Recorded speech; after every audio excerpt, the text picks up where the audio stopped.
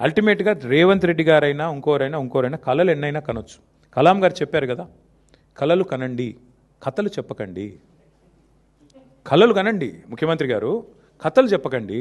ఎందుకంటే అది మంచిది కాదు. ఇన్ని కథలు చెప్పి అధికారంలోకి వచ్చినావు. పిట్ట కథలు, లొట్ట కథలు, ఎన్ని కథలు చెప్పిండే ఆయన. పెట్రోల్ డీజిల్ మీద కేసీఆర్ గారు 32 రూపాయలు తీసుకుంటాను లీటర్ అని చెప్పిండు. మరి నీకేం రోగం పుట్టింది? తగ్గి. ఇప్పుడు వద్దనా నేను? మేము వద్దంటున్నావా? తగ్గి. ఎన్ని కథలు చెప్పినావు ఇసంటి నువ్వు? పిట్ట కథలు, లొట్ట కథలు. ఇక పిట్ట కథలు, లొట్ట కథలు టైం అయిపోయింది. నిజంగానే ముఖ్యమంత్రి గారు 2034 దాకా ఉంటా అనే ధైర్యం ఉంటే మరి రద్దు చేసి పోదాం అసెంబ్లీ. చలో రద్దు చేయి, ఎన్నికలకు పోదాం, ప్రజలు తీర్పిస్తారు. నీకు నిజంగా అంత కాన్ఫిడెన్స్ ఉంటే, ప్రజల్లో అద్భుతమైన పరిపాలన ఉందని, రద్దు చేయిపోదాం. మేము రాజీనామా చేస్తాం, మీరు కూడా రాజీనామా చేయండి. బీజేపీ వాళ్ళు చేసినా చెప్పినా ఆటోమేటిక్గా డిజాల్వ్ అయిపోతుంది.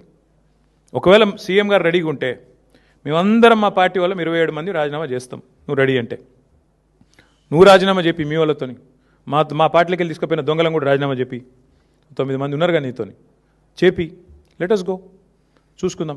పోనీ అది కూడా అంత ధైర్యం ఎట్లాగో రేవంత్ రెడ్డికి లేదు నాకు తెలుసు. నేనేడన్నా అది తప్పించుకుంటాడు. పోనీ మా దాంట్లోకి వెళ్ళి తీసుకుపోయిన దొంగలన్నా రాజీనామా చెప్పి 9 మంది, అదైనా చూద్దాంపా. ఇంత ప్రజానాయకుడివి కదా నువ్వు, చెయ్యి, వెల్కమ్.